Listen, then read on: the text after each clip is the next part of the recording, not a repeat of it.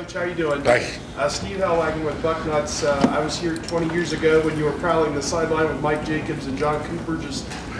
First question is just what's it like to be back, and any memories of that experience and what it meant for you to have that opportunity back there in '97? At that time, it was probably the greatest opportunity that I'd had to come here and coach. And I got to see Coach Cooper yesterday for the first time since I've been back, and I had a wonderful time. I learned a lot of football with Mike Jacobs. At that time, I was a young coach, and he took the time to teach me about offensive line play. He was coordinating here, so I got the opportunity to do a lot of coaching and helping him. And it was a great time of my life then. I enjoyed it and really wanted to stay, but I had a chance to go with Coach Hollis and leave down there and get my own line and start my career, and I had the opportunity to come back. So it's unbelievable. It's hard to describe in words what I feel like being from Ohio, coming back here and getting the opportunity to coach. Another question, I know you haven't worked directly with a lot of these guys yet, but some feeling taking a junior college tackle, how does that look against the guys who are coming back, Jamarco Jones, Isaiah Prince? Like, do you have any idea of how that'll all shake out or what you're looking at with that? Well, he's like those guys are. He was a big athletic kid that we've been recruiting for a while and weren't sure what we were going to do, weren't sure what the numbers are, like it is in any year. But when we had the opportunity to get him, I think what it does is it provides depth and competition. And I think those are two things that are critical in developing any offensive line. You want to have depth, and then you want to have guys competing for spots. And we're going to have guys at both those tackle spots that haven't had much rep at all, game reps or anything. So the more competition we can create, the more guys with size and athleticism like he is, 6'8", 320, and can move. You want to take as many of those guys as you can, let them compete, and let them get better and provide depth. So, he's a great kid. I don't think it says anything, but we're going to create some competition among those guys. Second row middle, Ryan. Ryan Ginn with Buckeye Sports Bulletin. Just whenever you spoke to some of the guys who had committed, back when Warner was the offensive line coach, what were those conversations like? What did they ask you about your role, any differences you had with him, and just what was the whole process like of getting them on board with being coached by you now? Yeah, that's the first thing you want to do whenever a change is made. You want to get to know those kids, and that's the first thing that we want to do. Ed and I and Coach Meyer both wanted to set those kids down and say, listen, here's what's happening. This is what we're going to do. The good thing is Ed's not leaving. He's right here. So the relationship that he had and Coach Meyer had, those relationships are still here. There's just going to be a different guy around him coaching him. So at that point, it was a matter of me getting to know them, spending time with them, sitting down and saying, hey, what makes you uneasy about this? Here's my background. Here's who I am. They just wanted to get to know me and meet me so that they're comfortable with the change. And then the time you spent at LSU as the offensive coordinator for a couple of years, did that influence anything you do as an offensive line coach? Anything you learned about yourself during that time? Yeah, there sure is. I'll tell you, I know it was difficult. It was very, very difficult for me running an offense and coaching all five of the offensive linemen. And I learned to lean on guys. I learned that everybody in that staff room is important. When you're the offensive coordinator, obviously you're out there calling the plays, but throughout the week and everything in that room, it's everybody's ideas. And I learned that lesson then, valuable, that everybody in the room's got valuable ideas. You may be the one calling the plays, but everybody needs to contribute. So yeah, I did learn some lessons in that. Back row, Mark. Mark Hoots, WOSN TV 44 in Lima. Gavin Cup, one of those guys coming in. I know you had a chance to share with him a little bit. You've got a similar background with Gavin. How much does that help with being able to relate to him, and what are your expectations for him? We hit it off well right away. I went up to see all those guys, and I went up to see him. We're from the same part of the state. We grew up, his dad and I know some of the same people growing up. So that breaks down walls in building a relationship right away. And, after talking to him for 15 minutes, same thing with Josh Myers and some of the guys that, we've had. And it's easy when you share similarities. And so we had a lot of things in common right off the bat. And so, it makes that transition that much easier, and it made those kids that much more comfortable with the change that was going to occur. Your expectations for Gavin? Oh, he's going to be tremendous. I tell you, and I've recruited him before I got here, and to see him grow and his body's changed. In the last year, his body's changed and he's grown up, and he is working hard to be a great player. I expect him to play a lot of football games here. Front row right, Austin. Austin Moore from ESPN.com. I don't know if you've had much time to talk shop in terms of coaching offensive linemen with Ed yet. Does an offensive line coach, do you have something that is different that you want to teach these guys from what Ed did, or are very similar in the way you approach the game. How's that mesh early on? It's been great, and we were just doing it right now. That's where we were, and I think the one thing is, in football, the offensive line coaching is a fraternity. So it's not like we haven't known each other. It's not like we haven't shared the same clinics and shared ideas and sat down, because we have. And we're very, very similar in what we teach. Obviously, there's different ways of presenting things and different ways of teaching, but we're the same zone schemes, gap schemes, the thing they teach and run. Here's the things that I've done forever. So, and we've been in there meeting, try to keep the terminology what it's been. We want to make that transition as easy for the guys here as we can possibly make it. I'm still going to add my touch and my flair to coaching the position, but within the scheme that he establishes and what he wants done in this offense. And we're going to keep it similar. And we've been meeting the past couple of days and again around recruiting as best we can. But I think it's going to be a really smooth transition. Having two guys with that offensive line background, you just take control of the room now? Hey, we do, absolutely. That's one good thing. When you got the guy calling plays, knowing the offensive line, it's going to make my job a lot easier, I promise you. Front row left, Bill. I'm sorry, Doug. Doug Maurice with Cleveland.com. You talked about the benefit of having Ed around for something like that. Is there any, I don't know what the word would be, any worry with something like that, that the guys who had him as their coach, maybe you want to make sure, well, they aren't going to check things with him because you're the guy in the room now? Is there anything that could be a negative of that? I don't see that, because I don't want to come in. It's not like I'm coming in and putting my fist down and how we coach these kids and how we teach these kids. And I think it's good to have another set of eyes on the things we're doing. And if those kids wanted to go ask him advice on something, that doesn't, I don't have an ego. That doesn't bother me one bit. I think him and I get along. We've known each other for a long time. I know what Coach Meyer expects. I've been with him, so it's all going to function in that system. And, the more people you have and the more eyes you got on kids, he may pick up something I miss. And within coaching the kid, he may have a way of reaching the kids here that he knows a little bit better than I do right now. So no, I think it's going to be a huge bonus. Urban in her earlier had said he tried to hire you before at Ohio State. Why didn't you come the first time around? Well, there was some issues at the time. I just had to sign a deal at LSU to be the coordinator for an extended period of time. In this profession, I had two young kids that were going through high school, and I just had an extension to finish it and to move them again in this profession. If you can get your kids some stability and get them through high school without making changes. So at the time, while I wanted to come, it probably wasn't the best move for my family. And, like I said, I was hoping the opportunity would come around, and it did. But at that time, even though I wanted to come, it might not have been the best thing for my family at that time. That was the reason why. Front row right, Bill. Joe Rabinowitz from the Dispatch. 23 or 24 of the guys that committed today were pretty much known. Malcolm was maybe not. How much drama was there today with him? I don't think there was much drama. We've been trying to, he just came in last weekend for the visit, so it was a matter of he was comfortable with a couple other schools, but he hadn't any idea. He hadn't known me yet. He hadn't been here yet. He hadn't met Coach yet. He'd known he had a great relationship with Ed. Ed did a great job over the past year recruiting that young man. So we were trying to set things up because of the situation it was just with him. His mom couldn't come because she's ill and those things, so he had to feel comfortable, and then he had to really go back and tell her about it since she couldn't experience what was here. So I don't know if it was as much drama as him letting his family there know, hey, this is what I experienced over the weekend. I want to do that. And it was important to him to get his family's blessing before he made that decision. His decision was clear before he left here. I think that's what he wanted to do. He wanted them to be as happy about it as he was. So that's what transpired. There could be a stigma about junior college guys. Ohio State hasn't recruited a lot of them. What makes you think this guy is different? Again, spending the weekend with him.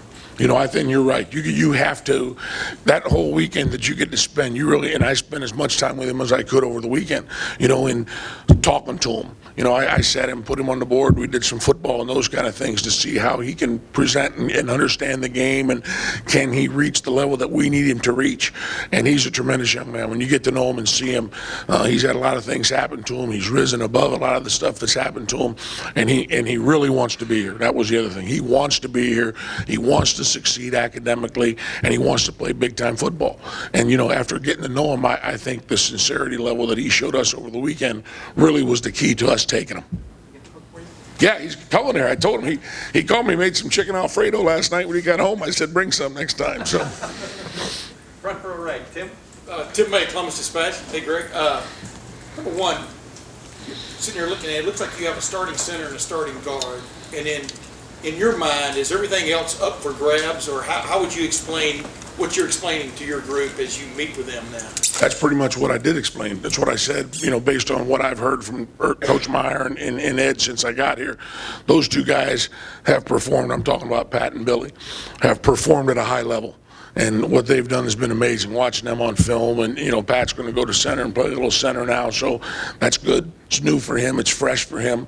And then the other three spots, and that's the good thing, I guess, about me being here is it's a clean slate for all those guys. I don't know anything about them. I got to coach them. I'm in there working with them now. We're doing all the things that we can do legally with what's going on until spring ball starts. But in their minds, it's a fresh start. If you want to earn one of those jobs, if you want to be one of the top 5, now's your chance to go get it. And that's what I told them, because I haven't seen you do anything. I have no, preset prejudice against you in any way or what you can and can't do. I don't know. So we're going to go through this together. But the 5 that we find are going to be really good, and they're going to do it the right way. So I think they're all excited about that and getting their opportunity to show what they can do. The Urban Meyer who hired you a month ago, how different is that coach from the guy you went with to Bowling Green to start a fledgling or fix a program? What's the biggest difference in the two Urban Meyers that you have now, where you've only been working for him for a month again? But I mean, Right. What do you see that's different about him? I think 10 years ago, I don't think there's much, because 15 years ago. yeah, what you get with him is that energy and that passion. That's the first thing that I saw back then, and I've been around with some other coaches since then. I haven't seen that passion and energy in other guys that I've worked with. That's just kind of an aura that he has about him. I think the one thing is he's a little more calm now. I guess I say that we haven't practiced yet. I don't know if I should say that, but I think his program, the way he organizes everything, still amazes me. And I come in and I see Mickey, what he's doing there, when I see the structure, meeting with people, diving into these kids' academics, none of that's changed. And that's why he's been successful. There isn't much change to him. He has an idea, a vision, and a plan, and he's stuck to it. He stuck to it over the course of time, and it really is amazing. The way he is with the kids, the way he is with the coaches, the way his organization is, it's fun to be a part of that. But I think he is a little bit more calm. I think he's delegated things out a little bit more to people. I think he tried to do a lot more things back then than he has. So those would be the things I notice now. But that energy level and that passion, that's never going to change. That's part of the reason I enjoy coaching. The other thing, what did he tell you when he hired you this time that he wants from you? Is it, because he's big on not hiring gurus, as he calls it, things like that. What does he want from you? I think what he enjoys about me and what we've talked about is passion and energy in coaching that position. I have a love for the line. I wouldn't rather coach I wouldn't coach any other position. All right, I'd coach line before I had an opportunity to be a coordinator. I had to give that up before that. So I think he knows. And the other thing is the relationship with my players. That's one of the things that I pride myself in. Guys that I've coached in the past still coming back and being a part of their lives. And that's one of the things that Coach Meyer prides what he wants. He wants that player-coach relationship to be the best. He knows that's one of the things I do the best. And so I think that's one of the reasons that he obviously brought me back was something to do, along those lines with that, because I think that's one of the things that I excel in. When you look around the locker room, you were at LSU for a while. Yep. When you look around the locker room, do you see similar talent level? Of course, you haven't really coached a team here yet and stuff. Right. But is Ohio State on par with that kind of talent level in your mind? There's no doubt. And I played in the last 2 years at Maryland. So, yeah, I've seen them on the field in a game. I've broken down the film. There's no doubt they are. At every single position, that's why I said this is an SEC kind of team with the speed, the size, and everything that is about it. There's no different whatsoever. Back row left, Kevin. Yeah, Kevin Noon, Buckeye Grove. All my bridging questions got asked, but Jack Wollabaugh, heir apparent maybe in center after Pat Elfline. What did you see out of Jack? And then a second part too, when you talk about everybody trying to slide into positions, is the potential there maybe for Jamarco Jones to slide inside? Number one, Jack Wollabaugh. I saw him in high school film. I've never seen a guy play with such passion and finish and effort I mean, trying to absolutely just gore people. And that's rare in high school. Yeah, so I saw that when I was recruiting him. We had him over at camp and those kind of things. So I know what he's about. There's a kid that absolutely loves to play the game. And I think he can be an outstanding center. Maybe a center, maybe a guard, I don't know yet. But he has the potential to do exactly what you said. So I've never seen a kid like that on film. You know, do the things that he's done, just energy-wise and finish-wise and those kind of things. He played hockey. That just shows you what a great athlete the kid was. So I'm excited about him getting a chance to coach him. Jamarco, there's a chance anybody can move inside. Like I said, I haven't seen these guys, so just moving outside in the weight room and some of the things that we've done so far, there could certainly be a chance he can move inside. There's certainly be a chance he could be the left tackle spot. So I don't know. That's the good thing. I get to start from scratch to get these guys out there. But what we're going to do is try to find the best fit for every single one of them. That gives us the best 5 guys on the field first, and then the best backups after that. So yeah, there could be change at any one of those spots. Last couple questions, second row left, Lori. Lori Schmidt, 97.1 The Fan. Coach, I guess, are you considered a slob yet? I think so. I think it's safe to say. Urban talked about how the offensive line set the culture for the team. How would you describe slob culture? Well, I think those guys set the culture because, number one, they work very, very hard, all right? And the things we do are not natural, okay? Meaning, you can stand up here, we can play catch, you can throw a pass like a quarterback does, right? You can run a route and I can throw you pretty close. All right, you can grab the ball and run the ball. If someone was running it, you could probably come up and tackle them. All right, so if you drive across any playground in Columbus, you'll see kids out playing. You don't very much drive and see them drive blocking trees or drive blocking a fence, do you? No, I haven't seen it. So what we do, all right, is very difficult. They have to work very hard at it, and there's very little accolades involved with it, all right? And I tell them, the only people that's watching you during the game is me and your moms, probably. Your dads aren't even watching what's going on. They're watching the ball. So that develops a cohesiveness among those guys, all right? It's like a family. You can pick on everybody in the room, but somebody from the outside better not pick on anybody in the room. And the culture that those guys set with their work ethic, with their camaraderie, it spreads to the team. And I think that's what Coach is talking about. That's where any good team I've ever been involved in has had a good core guys up there. They lead, they work hard, they're unselfish, they're fun to be around. All right, they like to have fun with everybody, but when it's time to go, they go work and they're tough. And so I think that's what I understand it as. That's what I've always been. That's why I enjoy coaching the position so much. Front row left, Blake. Buckeye Sports Bulletin. You touched on talking to the guys who had committed to Ed and what that was like. I'm curious, what are the other challenges in coming in so late in the recruiting cycle for you, and how difficult was it to leave guys that you'd built a relationship with as recruits? That's the hardest part. That's the hardest part, I think, when you leave any job is, number one, leaving the guys that you've coached, especially the ones that you've recruited, okay, to that place and those things. So, and I think you have to do that as professionally as you can because, and you have to understand sometimes if you just leave, it's hard. It's hard on those kids, so those aren't easy things that we deal with. And then coming in here, you have to start and develop new relationships. They don't know me. I got here late in the recruiting process. I was thrown into some things where I could help with a few of the guys in this class. And that's where, I just wanted to be a part of as much I could do in a short period of time. But I really wanted to take care of the guys that were here, the guys that were coming in, letting them know, hey, it's going to be okay. All right, this is who I am. This is you get to know me, so you can understand that your decision, all right, to come to Ohio State is still a good one. I'm just a small part of it. You picked a great university, a great institution, and a great football program. Here's what I'm going to be. Here's who I am. So they were comfortable with it. So it's touchy. It's hard, but you just got to get in, be yourself, and let them know that who you are is going to be able to help them through the process they're about to undertake. Coach, we have one more question. Far left, Bill. Bill Landis, Cleveland.com. You talked about Pat Elflein a little bit. He's kind of the older guy in that room, otherwise it's a fairly young room. He's known one thing for going on 5 years. Did you make it a point maybe to establish a relationship with him first, and then I guess in general, how has that relationship sort of developed since you've been here? The first day I was here, I met Pat, and we went out to dinner that night. So just what you said, that was one of the first things. Because it all starts, any room starts, our room starts with the leaders in that room. All right, and I would tell them, it's me and it's leaders in that room that are going to kind of dictate the culture so that we show the young guys how to do it. Because they're coming in there and there's a lot of young guys in our room now.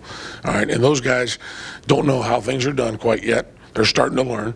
They don't know how to work quite yet. They don't know how to finish quite yet. All right, so Pat needs and I need to be on the same page as the leaders. I'm not in there in some dictatorship, boys. We're in this together. All right, and to get involved with Pat and Billy early, which is what I did right away, and get those guys, let those guys know, here's what I expect in this room, okay? Here's what we do here. Tell me what you guys have done. Tell me what your culture is. And we talk back and forth and shared ideas so that we're always on the same page when we're dealing with the guys in our room. And I wanted to be upfront and honest with them and let them know, hey, this is who I am. This is what I expect. Now, how can I help you be a better player? What do I need to do to make you the best player you can possibly be? And then you can help me lead these young guys so that we can make them the best they can be. That's what it's about. And then to bring in a junior college guy, I'm sure if you had just recruited 5 normal high school seniors, no one would bat an eye at it, but is there any extra smoothing over you have to do with the guys in your room when you bring in a guy who's more established, who's going to compete for playing time right away? No, I don't think so. I think they, it might, get their attention a little bit more with the junior college guy. But again, to me, that's good. That's healthy competition. All right, we want to play the best guys. We want to be as good as we can possibly be. And I think the only thing that'll do, he was here, he met those guys this weekend. Those guys got along great. I think the thing that he'll do is make our room better, because now you want to play, you're going to do the things right. You're going to be the best you can possibly be to play. And if you're afraid of competition, you ought not to be here anyway. And I don't think any of them are afraid of competition. I think that's just going to make us better. Coach, thank you very much, and welcome to Ohio State. Thank you. I appreciate it. Thank you.